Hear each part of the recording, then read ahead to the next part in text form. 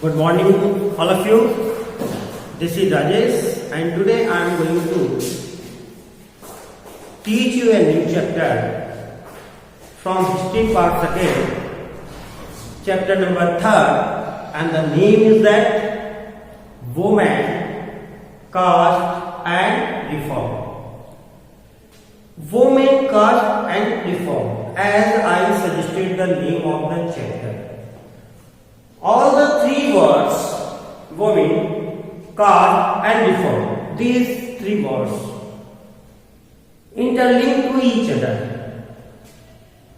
So, why we read this chapter, read this topic, can you think? क्या आप सोच रहे हो कि अगर हम कोई चीज पढ़ने जा रहे हैं, आपके सिलेबस में इंक्लूड किया गया है, तो क्यों रखा गया?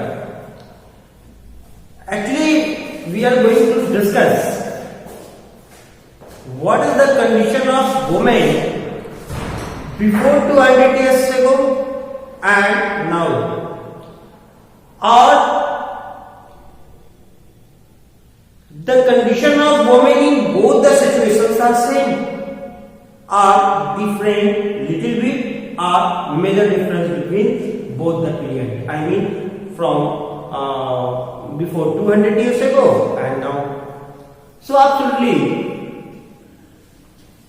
आप देख सकते हो कि before 200 years ago, the condition of women were not as today है. आज जैसा भी नहीं है. मैं नहीं कहता हूं कि आज वुमेन को वो सारी इक्वालिटी मिल चुकी है, बट एक बहुत मेजर डिफरेंसेस आया है. अगर हम 200 इयर्स देखते ही हो तो girls have no right to get the education, and education पाने का कोई अधिकार नहीं था. पर्दा प्रथा में थे, चाइल्ड मैरिजेस थे, सती प्रथा थी, उन्हें पढ़ने लिखने की आजादी नहीं थी. और किस तरह से उनका एक्सप्लॉयटेशन होता था उन समय में, कि क्या कंडीशन हुआ. और आज हम देखते हैं, तो मैं नहीं कहता हूं कि आज जो फीमेल जेंडर है वो एज ए मेल जेंडर के इक्वल हो गया, ऐसा मैं नहीं कहता हूं. बट ये जरूर है कि आज बहुत सारे फील्ड में देखा जाए तो फीमेल जेंडर जो है वो मेल जेंडर के पैरेलल है. इसमें योगदान किसका है? इतने सारा एफर्ट फीमेल जेंडर का ही है. उन्होंने अपने मेहनत से इस मुकाम को हासिल किया है. आज गर्ल्स को या पेरेंट्स की जो अवेयरनेस है कि आज गर्ल्स एजुकेट हो रही है, और एजुकेट नहीं हो रही है बल्कि जैसे उनको चांस मिला अपने आप को उन्होंने प्रूव किया है कि I am better than anyone, कि वो किसी से भी बेटर है. आज देखते हो एरोप्लेन भी चला रही है, आज फाइटर प्लेन भी उड़ा रही है ना. सो आज की जो परिवेश, आज की जो परिवर्तन है, यह 200 साल पहले नहीं था. तो ये चेंजेस आए कैसे, ये डिस्क्रिमिनेशन कम कैसे हुआ, इसी के बारे में इस चैप्टर में हम डिस्कस करेंगे. दूसरा उसी से रिलेटेड है कास्ट. कास्ट पे भी आपका जो है विभेद था.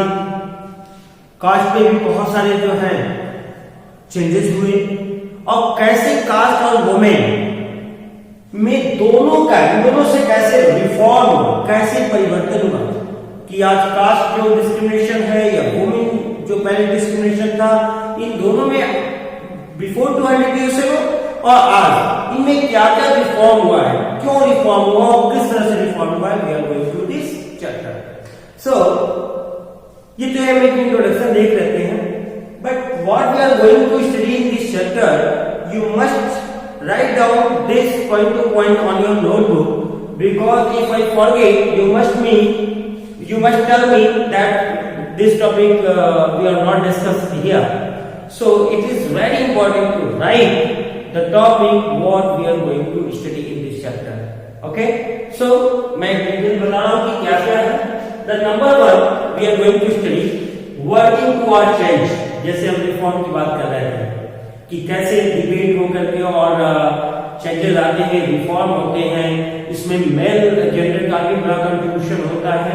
फिलोसोफर कुछ होते हैं, रिफॉर्मर कुछ होते हैं। इन सबका कंट्रीब्यूशन भी हम डिस्कस करेंगे इस चैप्टर में। और बेसिकली हम यहाँ पे एफर्ट देखेंगे वुमेन जेंडर का, कि चाहे वो रसूली देवी हो, है ना, सावित्रीबाई फुले हो, इन सबके हम जो है कंट्रीब्यूशन को डिस्कस करेंगे। तो हमें भी क्या टॉपिक पढ़ना है, वर्किंग टुवर्ड चेंज, कि चेंज होने के लिए, परिवर्तन के लिए कार्य किए गए। अब वो कार्य कौन से थे, तो जो भी हम नेक्स्ट टॉपिक पे डिस्कस करेंगे। सेकेंड है द लाइफ ऑफ विडो। ये विडो का लाइफ बहुत ही माइनर कंडीशन था विडो का, जो कस्टम थे, जो रिचुअल्स थे। एक तो चाइल्ड मैरिज हो जाता था, सोच लो, यानी अगर किसी भी तरीके से देखोगे तो वुमेन को बहुत ही ज्यादा यहाँ एक्सप्लॉइट किया जाता था। चाइल्ड मैरिज भी ट्रेडिशन था। चाइल्ड मैरिज गर्ल्स सपोज कर लो 15 इयर्स की है, जिसका मतलब नहीं है कि बॉयज का उम्र जो है 17 इयर्स हो या 20 इयर्स हो, नहीं, ऐसा भी नहीं था। पता चलता था कि गर्ल्स जो है 15 इयर्स की है तो मैन होता था 35 ईयर का होता था, 40 ईयर का होता था। तो आप सोच सकते हो ना कि वो जल्दी क्या होगा, डाई कर जाएगा। तो वे तो अपने बिल्कुल अपने एज पे आकर के वो विडो हो जाती थी, और विडो एक साइन समझा जाता था, एक पाप समझा जाता था। तो उनकी लाइफ बहुत ही जो है माइनर कंडीशन में थी। इसके लिए ईश्वरचंद्र विद्यासागर जी जो हैं वो एक रिफॉर्मर होते हैं, जो उनकी लाइफ को चेंज करते हैं, रीमैरिज करते हैं। और न सिर्फ वो रिफॉर्मर है, बल्कि प्रैक्टिकली उनका एक ही लड़का होता है जो इकलौता होता है, उसकी भी शादी वो विडो से कराते हैं। तो इस तरह के रिफॉर्मर आए जो विडो या वुमेन की लाइफ में चेंजेस लाए। तो एक हम देखेंगे changes changing the life of window. And most important thing is that, जिससे कि आज बहुत ज्यादा एक रिवैल्यूएशन हुआ है वुमेन के कंडीशन में, वो है girls begin going to school. अब गर्ल्स जो है स्कूल जाना शुरू करती है। इसमें गवर्नमेंट या ब्रिटिश गवर्नमेंट भी हेल्प करती है, हमारी गवर्नमेंट भी आफ्टर इंडिपेंडेंस बहुत सारे गर्ल्स स्कूल खोले जाते हैं, बहुत सारे रिफॉर्मर होते हैं, चाहे वो कस्तूरबा जी हो गई, कस्तूरबा गांधी बालिका विद्यालय, देखते हो ना, ये सभी गर्ल्स एजुकेशन को बढ़ावा देने के लिए खोले जाते हैं। तो एक हम डिस्कस करेंगे girls begin going to school. Then number 4, women right about women. अब वुमेन ने कंडीशन इंप्रूव करने के लिए वुमेन के लिए वुमेन के कंडीशन के बारे में लिखती है, जैसे हम अब डिस्कस करेंगे अपने चैप्टर में, अपने टॉपिक में, जहां राष्ट्रपति देवी के बारे में डिस्कस करेंगे। तो एक टॉपिक हम पढ़ेंगे number 4, women right about women. And the next topic हम डिस्कस करेंगे law against child marriage. Child marriage के अगेंस्ट की चाइल्ड मैरिज को रोका जाए, इसके लिए गवर्नमेंट भी, चाहे वो कॉलोनियल गवर्नमेंट हो गई या फिर हम अपने इंडिपेंडेंट गवर्नमेंट को कहें, इन्होंने चाइल्ड मैरिज एक्ट भी बनाया है, शारदा एक्ट भी बना है। बहुत सारे एक्ट के बारे में भी जैसे जैसे आएगा हम आपको डिस्कस करेंगे। ये यहाँ तक तो हम पार्ट है वुमेन का, ये ऑल द 5 ये वुमेन और की कंडीशन और वुमेन के रिफॉर्म के बारे में पढ़ेंगे। अब जो नेक्स्ट डिस्क्रिमिनेशन हो रहा है वो किसके, कास्ट के बेस पे। तो उसमें क्या क्या डिस्कस करने वाले हैं, कास्ट एंड सोशल रिफॉर्म। क्यों डिस्क्रिमिनेशन है कास्ट का, जो सामाजिक परिवर्तन है, कैसे इसमें परिवर्तन आता है, तो caste and social reform discuss करेंगे। फिर how demand for equality and justice, कैसे सभी कास्ट में इक्वालिटी और जस्टिस, उनके लिए न्याय, उनके लिए राइट के लिए डिमांड की जाती है, उनके लिए न्याय की मांग की जाती है, इसको हम डिस्कस करेंगे। तो demand for equality and justice बड़ा इंपॉर्टेंट पार्ट है ये, आपको न सिर्फ हिस्ट्री में भी है बल्कि सिविक्स का भी पार्ट हो जाता है। और गुलामगिरी, ज्योतिबा बाई फुले द्वारा लिखित पुस्तक है गुलामगिरी, जो साउथ इंडिया में रिफॉर्मर होते हैं और बेस्ट रिफॉर्मर होते हैं, जो कास्ट रिफॉर्म करते हैं, वुमेन रिफॉर्म भी करते हैं। तो गुलामगिरी के बारे में पढ़ेंगे, जो कि बेसिकली डिपेंड है कास्ट से।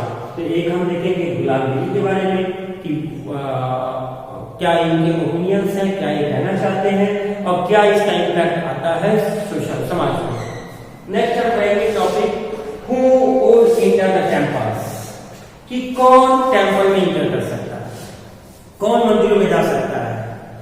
एंड द नॉन ब्राह्मण वुमेन, और नॉन ब्राह्मण वुमेन के बारे में, कौन कौन से नॉन ब्राह्मण जो कि अगेंस्ट ब्राह्मण नहीं कह सकते हो, बल्कि अगेंस्ट रिचुअल्स कह सकते हो, या कास्ट जो है अपने राइट की डिमांड करते हैं, अपनी इक्वलिटी की डिमांड करते हैं।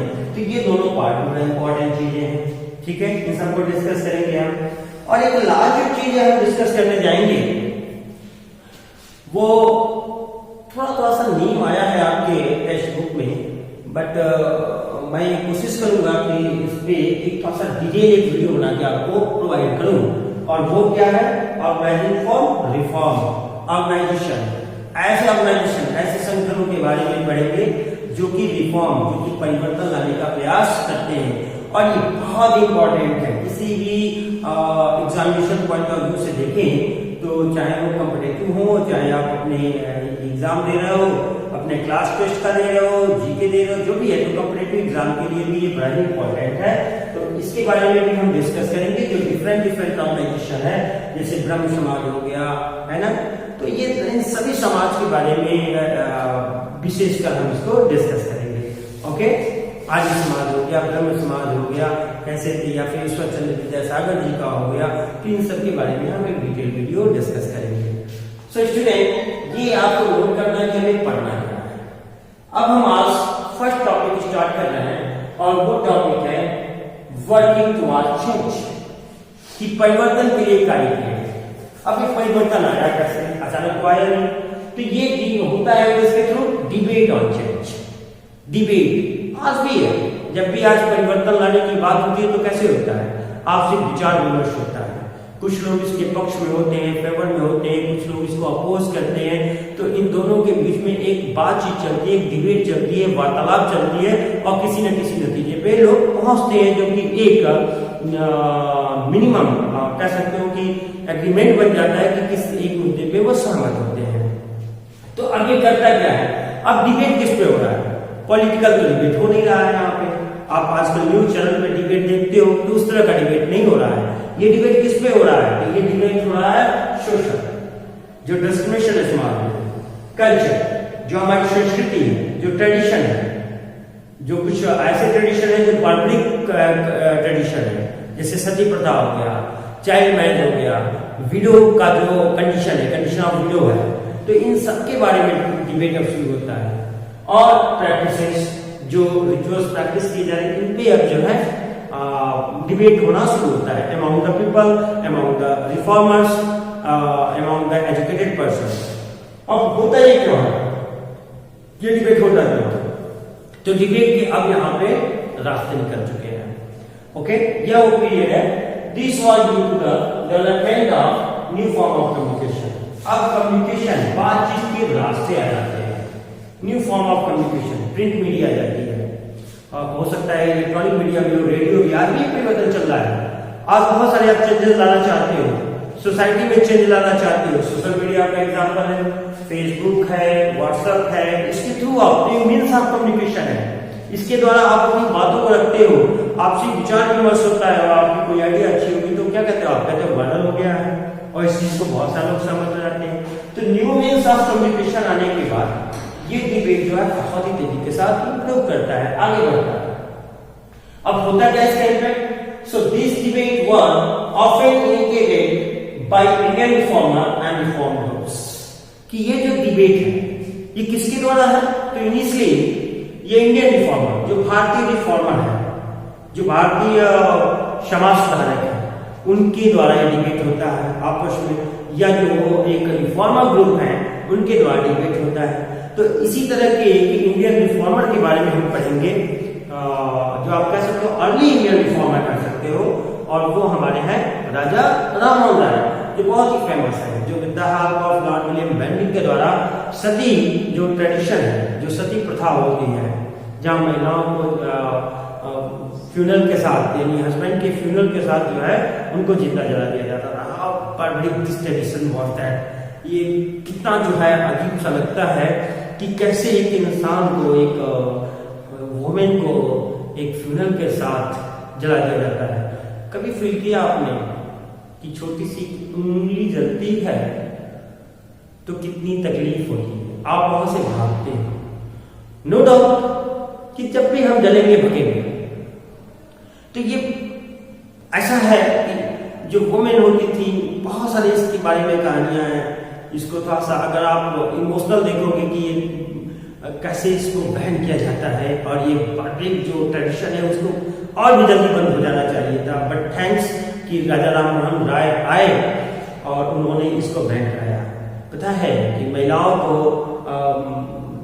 ऐसा मैंने एक दो साइड बुक से ऐसा डिस्कस देखा है कि उनको भांग पिलाई जाती थी जो मदहोश कर देता था। भांग जो उनके ब्रेन पे जो है एक लिक्योर की तरह वर्क करता था, उनको बहुत ज़्यादा ऐसे पिलाई दिया जाता था, बहुत ढोल नगाड़े बजा करते थे, लोग जो है उसको घेर के रखा करते थे कि भग न जाए, उसकी बॉडी से बड़े बड़े पत्थरों को बांध दिया जाता था कि वो खुन्नस से भग न पाए, और जैसे ही वो निकलने का प्रयास करती थी तो उसकी चीख न सुन पाए, इसलिए ढोल नगाड़े बजाते थे और लोग जो है डंडे लेके उसको पुनः रख देते थे। तो एक बहुत ही एक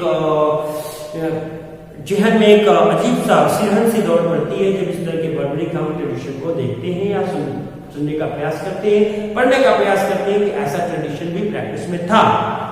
बस थैंक यू राजा राम मोहन राय। अब यह है कौन? तो देखो, अच्छा एक स्टोरी और डाल दो। ये राजा राम मोहन राय को भी उसके पहले भी होता था, लेकिन कहते हैं ना कि जब प्रॉब्लम अपने सर पे आती है तो हमें सोल्यूशन नजर आता है। तो इनकी भाभी भी जो होती है ना, तो ट्रेडिशन है, तो इनकी भाभी भी क्या होती है कि विडो हो जाती हैं। इनके हस्बैंड, इनके बड़े वाले भाई साहब डाइट कर जाते हैं, क्योंकि भाभी को भी सती होना पड़ता है, तभी अपोज करते हैं और पूरे जो है इस सोसाइटी को ही, इस ट्रेडिशन को ही वो चेंज करने का प्रयास करते हैं। तो राजा राम मोहन राय कौन है? तो ही फाउंड ब्रह्म समाज। देखो यही ब्रह्म समाज आगे जाके बनता है ब्रह्म समाज। इसके बारे में हम दोनों डिस्कस करेंगे, जो मैंने आपको लास्ट वीडियो में बताया है, ऑर्गेनाइजिंग फॉर रिफॉर्म। तो अलग अलग ऑर्गेनाइजेशन के बारे में हम डिस्कस करेंगे। बट यहाँ भी एक नंबर नोट कर सकते हो क्वेश्चन कि वो फाउंडेड ब्रह्म सभा, तो आप कह सकते हो राजा राम मोहन राय। तो ही फाउंड ब्रह्म सभा इन कलकत्ता। अब देखो, आज इसको कहा जाता है Kolkata, but during that period known as the Calcutta. तो कलकत्ता में उन्होंने ब्रह्म समाज की स्थापना की।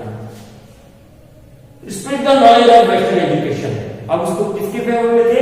तो वेस्टर्न एजुकेशन के फेवर में थे। तो इसके पहले वाले वीडियो में हमने देखा था ना, जब हम what happened with the Indian educationist, यानी जब हम देखें कि इंडियंस का एजुकेशन क्या इम्पैक्ट होता है, तो मैंने आपको बताया था कि कुछ जो है वेस्टर्न एजुकेशन को सपोर्ट कर रहे थे और कुछ पीपल्स थे जो इंडियन को वेस्टर्न एजुकेशन को अपोज कर रहे थे। उसमें हमने देख लिया था रविन्द्रनाथ टैगोर और महात्मा गांधी के बारे में, English education in slab loss, जो कि गांधी जी का कथन था। लेकिन जब हमने डिस्कस किया था कि कुछ पीपल जो है वेस्टर्न एजुकेशन के फेवर में थे, तो हमने कुछ एग्जाम्पल्स दे दिए थे। तो आप एक एग्जाम्पल यहाँ राजा राम मोहन राय को ले सकते हो कि ये वेस्टर्न एजुकेशन के फेवर में थे। अब इसका भी रीजन था, उन्होंने देखा, ऐसा नहीं है कि सोच सकते हो कि एंटी नेशनलिस्ट थे क्या है, ऐसा कुछ नहीं है। इन्होंने देखा कि वेस्टर्न एजुकेशन में वुमेन या कास्ट को काफी जो है फ्रीडम है और काफी इक्वलिटी है। तो उनको लगता था कि इंडियंस के इस सोसाइटी में चेंज करने के लिए ये एजुकेशन का होना जरूरी है। इसके थ्रू जो है कास्ट या फिर वुमेन को ज्यादा से ज्यादा फ्रीडम और जस्टिस प्राप्त होगा, इसलिए वे जो है वेस्टर्न एजुकेशन के फेवर में थे।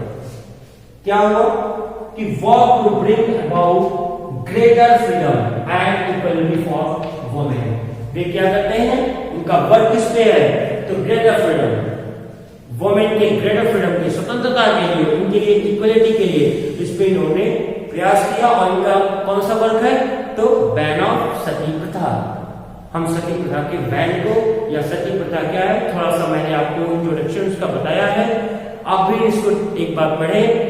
नेक्स्ट वीडियो में हम सती प्रथा के बारे में डिस्कस करेंगे कि कैसे ये क्रूअल ट्रेडिशन हमारी कंट्री में चलता था। और थैंक्स टू राजा राम मोहन राय, उन्होंने काफी का कंट्रीब्यूशन है उसको बैन कराने में, और आज वो ट्रेडिशन हमारी प्रैक्टिस में नहीं है।